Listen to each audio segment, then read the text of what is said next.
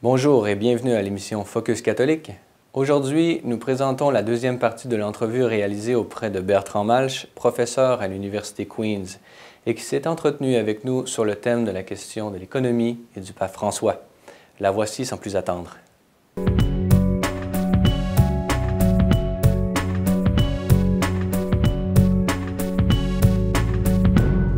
Bienvenue à vous tous qui nous regardez à la maison. Laissez-moi d'abord vous présenter notre invité. Bertrand Malche, bonjour. Merci de m'avoir invité.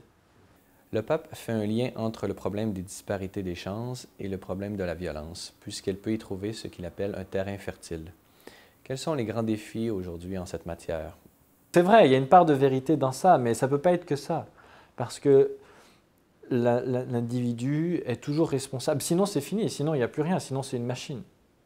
Si on enlève à l'individu sa responsabilité individuelle de faire le bien, mais le mal aussi, à ce moment-là, moi, de mon point de vue, on lui enlève toute sa dignité.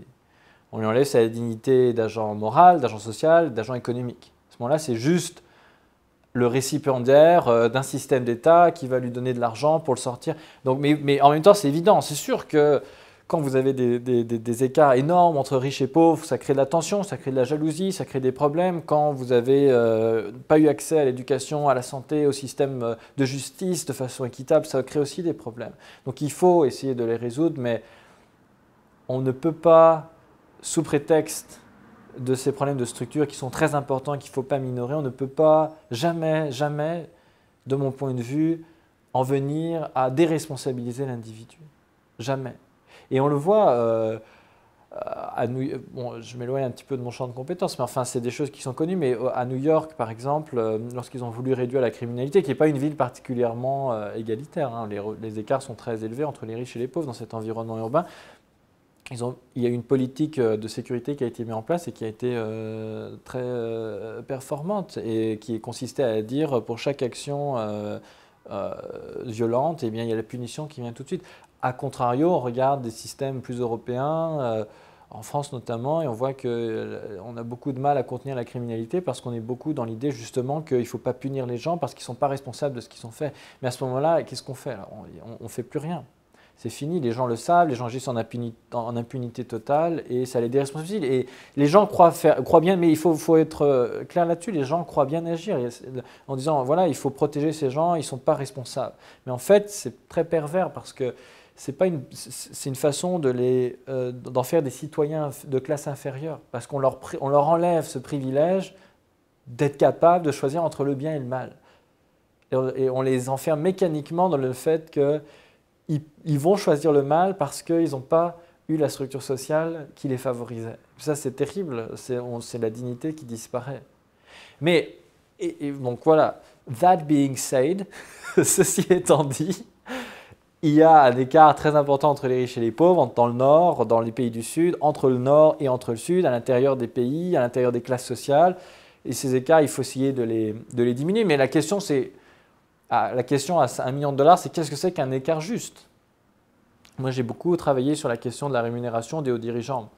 Et quand on interrogeait les hauts dirigeants, certains nous disent oui, mais voilà, bon, il y a 300, je gagne 300 fois le salaire de mon ouvrier. La question, c'est est-ce que c'est moi qui suis trop payé ou est-ce que c'est l'ouvrier qui n'est pas assez payé? Mais j'en sais rien et personne ne le sait. Le problème, c'est qu'on n'a pas de valeur absolue. On ne sait pas c'est quoi un écart. Est-ce que c'est 100 fois le salaire, c'est 50 fois, c'est 20 fois, c'est 30 fois, qu'est-ce que c'est? Et c'est pareil pour la proportion de richesse qui est détenue par les plus riches versus les plus pauvres. Est-ce que ça doit être 50, 40, 60, 30%? C'est très difficile à régler. Donc on voit qu'il y a un problème, mais on ne sait pas trop comment le régler. Alors évidemment, une façon de le régler, c'est l'impôt. Donc 80%, si on a par exemple 80% des richesses qui sont détenues par 3 ou 4% de la population, bon, on peut essayer de taxer un peu plus cette population et de le redistribuer. C'est la solution qui en général la plus privilégiée, c'est l'impôt. Et à ce moment-là, l'impôt est parfaitement légitime dans ces situations. Donc oui, c'est vrai que quand il y a des écarts très importants, ça pose un gros problème et qu'il faut le résoudre, mais jamais au sacrifice de la dignité individuelle des gens, qui consiste à dire qu'ils sont responsables pour le bien et pour le mal, pour le meilleur et pour le pire. Si on enlève ça, à ce moment-là, c'est la fin. C'est la fin de la société parce qu'on vient de créer deux classes de citoyens. Ceux qui peuvent faire des choses et qui sont responsables et ceux qui ne sont pas responsables et qu'on va simplement faire survivre à coup de subventions, à coup de programmes sociaux. Plus de violence signifie plus de dépenses gouvernementales en matière de sécurité, ce qui implique un budget incroyable. Croyez-vous que les dirigeants devraient insérer dans leurs calculs politiques et financiers le coût de renonciation que représente le manque d'égalité des chances? C'est une bonne question parce que très souvent, les gens, et c'est un discours qu'on entend souvent dans les universités, chez les économistes ou chez l'idée de donner un coût. Alors, ça peut être un coût social, ça peut être un coût environnemental, ça peut être un coût écologique. Donc, l'idée, c'est de dire, voilà, il faut penser plus large quand on fait un projet, quand on prend une décision. Il faut essayer de mesurer l'impact social parce que ça a un coût pour la société. Alors, il faut louer la bonne intention initiale. Parce qu'on se dit, effectivement, si on est capable de mettre un chiffre et d'en faire un coût, à ce moment-là, on va l'intégrer dans la politique. Donc c'est louable. Mais il faut faire très attention avec ce genre de raisonnement parce que c'est ce qu'attend le système capitaliste. C'est que vous mettiez une valeur sur les choses. À partir du moment où vous mettez une valeur sur quelque chose, en fait, un bien que vous pouvez échanger et vous créez un marché. C'est ce qui s'est passé, par exemple, avec les émissions de carbone. On a dit, on va mettre un coût. À chaque fois que vous faites un projet industriel, quel est le coût carbone? Et très bien, donc on a mis un coût et on a dit, mais qu'est-ce qu'on fait s'il y a des gens qui polluent plus qu'ils devraient? C'est pas grave, ils vont revendre leur capacité de pollution à d'autres. Et donc comme ça se crée un marché.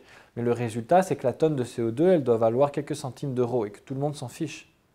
Mais tout le monde a bonne conscience parce que c'est le coût. Vous voyez, le marché détermine le coût. Si le marché déterminait que la tonne de CO2, c'était 2 centimes, c'est 2 centimes.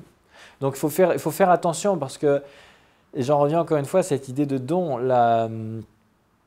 quand on met les choses en coût et bénéfice, on est dans la pensée instrumentale la plus totale.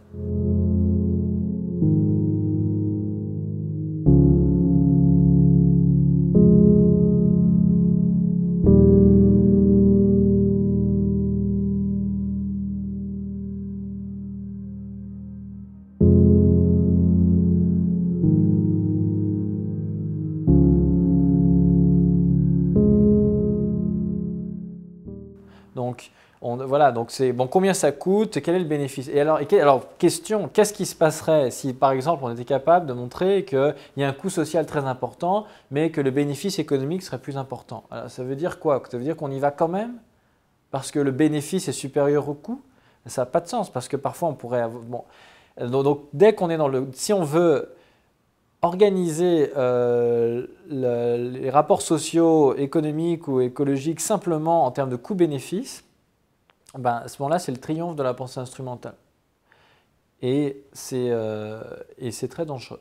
Donc c'est une fausse bonne idée. C'est une bonne idée parce que c'est une façon assez rapide de faire comprendre aux gens le coût de leurs actions, les conséquences de leurs actes.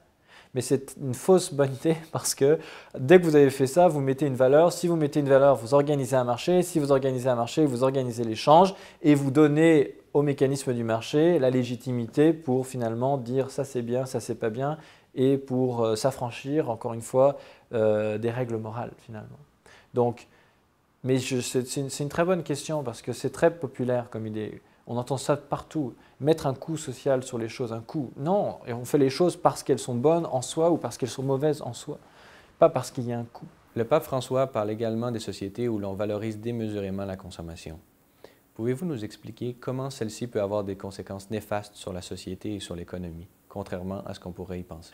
Oui, donc là, ici, on a la dénonciation assez classique, je dois dire, de la société de consommation, consumériste, hédoniste, etc. Mais là, on touche un sujet important parce que la consommation, c'est fondamental. On s'entend, si on veut une croissance, il faut que les gens achètent.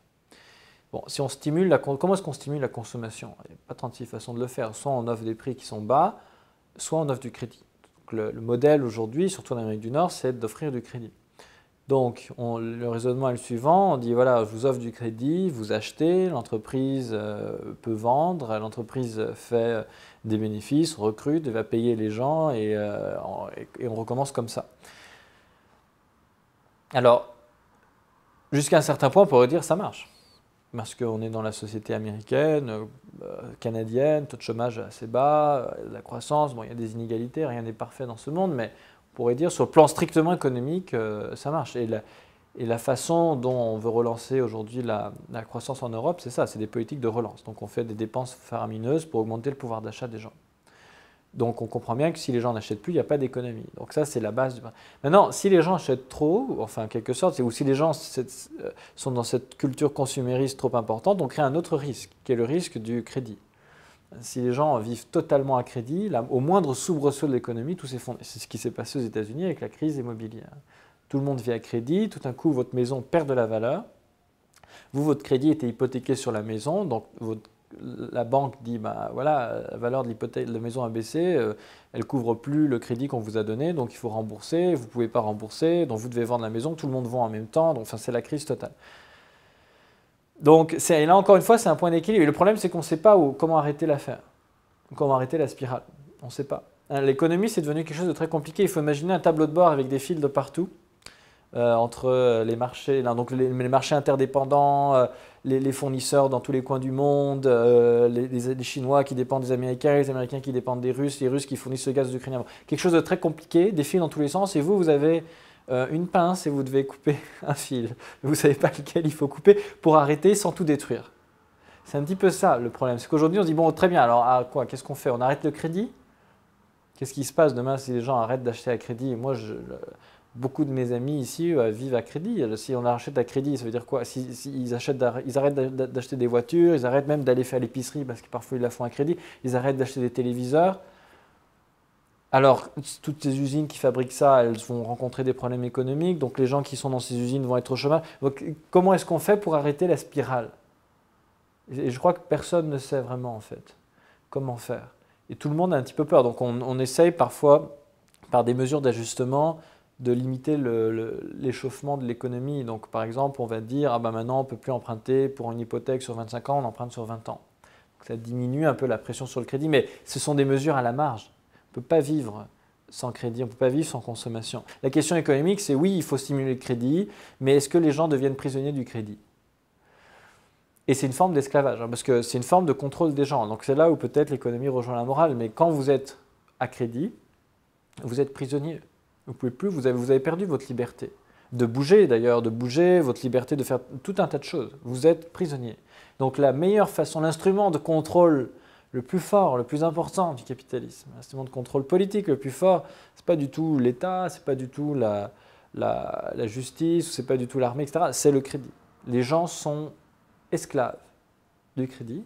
Et voilà, quand vous êtes à crédit, ben, à ce moment-là, vous êtes obligé de travailler. Vous ne pouvez pas sortir du système. On ne peut pas, et c'est ce que je disais, on ne peut pas sortir du système quand on travaille à crédit. Dans un système qui vit à crédit, parce que c'est un système qui est complètement circulaire. Et si dans la chaîne, il y a quelqu'un qui sort, tout s'effondre. Donc pour éviter ça, tout le monde doit être à crédit. Et les Américains font ça bien. L'État est à crédit, les entreprises sont à crédit, tout le monde est à crédit. Mais c'est une forme effrayante d'esclavage qui nuit beaucoup, en quelque sorte, à la liberté des gens. Donc on est dans un système qui n'est pas très sain. Mais la question, c'est comment on en sort, et je crois que personne ne sait vraiment comment en sortir, parce que pour en sortir, il faut couper un fil, et on n'a aucune idée de ce qui se passera si on coupe ce fil. Le pape François parle du devoir des États et des citoyens envers les plus pauvres et les plus démunis. En effet, le pape s'exprime ainsi. La possession privée des biens se justifie pour les garder et les accroître de manière à ce qu'ils servent mieux le bien commun. C'est pourquoi la solidarité doit être vécue comme la décision de rendre un pauvre ce qui lui revient. Croyez-vous que favoriser l'accès à la propriété serait une interprétation légitime de ce passage? C'est un défi immense de faire sortir les gens de la pauvreté. C'est un défi immense, mais comment est-ce qu'on les fait sortir? Et là, le problème, c'est que ce n'est pas un jeu à somme nulle, hein, la sortie de la pauvreté. C'est que la richesse... Enfin, il y a cette idée du capitalisme que là, on doit constamment faire croître notre richesse, etc., de telle façon que tout le monde puisse se développer en même temps sans qu'on ait à se livrer une guerre civile. Maintenant, les marxistes nous ont dit que, justement, le problème du capitalisme, c'est qu'on arrive à une guerre un jour parce que la croissance n'est pas inextensible et à un moment, il y en a qui veulent plus et il y en a qui ont et qui ne veulent pas donner. Bon, voilà, et alors, ça crée une tension. De toute façon, toutes ces questions d'économie qu'on aborde depuis le début, fondamentalement, elles ne sont pas démontrées. L'économie n'est pas une science. Alors, et donc on donne des prix Nobel d'économie, au même titre qu'on donne des prix Nobel de physique, de chimie, etc. Mais l'économie n'est pas une science.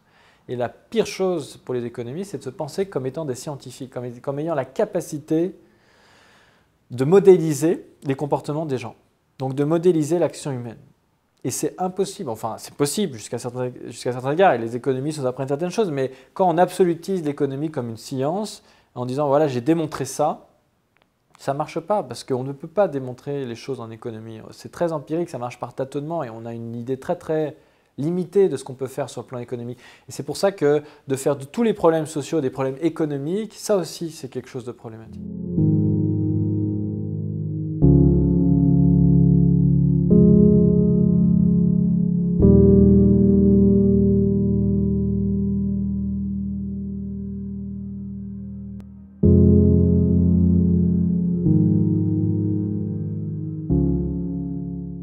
Et la crise économique aujourd'hui, ce n'est pas une crise économique. Et là, on voit encore une fois les économistes qui triomphent, qui viennent nous voir et qui nous disent ouais, c'est une crise économique, il faut faire telle réforme, il faut donner l'accès à la propriété, on va faire la réforme du crédit et on va faire la réforme de la gouvernance d'entreprise et on élimine la dette et c'est terminé.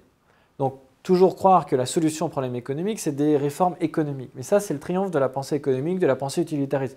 De mon point de vue, la crise qu'on vit aujourd'hui, ce n'est pas vraiment une crise économique, ce n'est pas vraiment une crise sociale, c'est toujours une crise morale.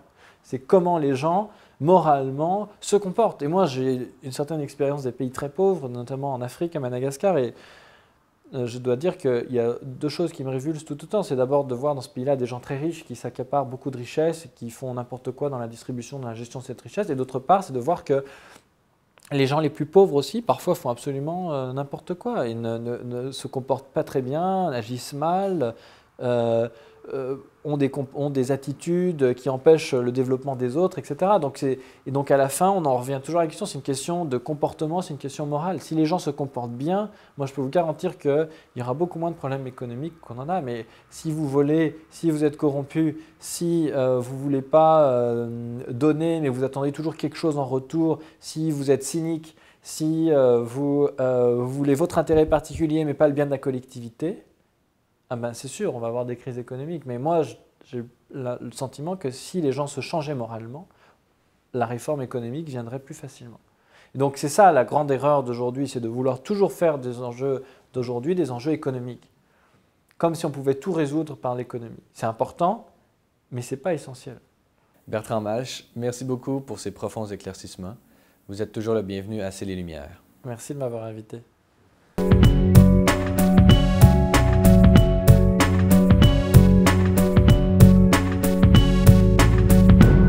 Comme toutes les réalités sociales, l'économie ne peut se dissocier des autres dimensions de la personne humaine.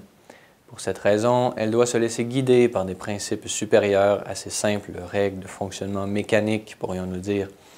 C'est en ce sens que le pape François affirme que chaque chrétien doit trouver dans le frère le prolongement permanent de l'incarnation, affirmant ainsi ce qu'il appelle la priorité absolue de la sortie de soi vers le frère. L'entrevue avec le professeur Bertrand Malche nous a certainement manifesté comment toutes les structures économiques et politiques sont capables d'éteindre cette sollicitude vers le frère, code naturel au christianisme. Prions pour que le travail des chrétiens à la construction d'un monde meilleur s'en trouve aidé de quelque manière. Je suis Francis Denis pour l'émission Focus catholique. Pour toutes les questions et commentaires, veuillez m'écrire à l'adresse qui apparaît à l'écran. Merci d'avoir été des nôtres. À la prochaine.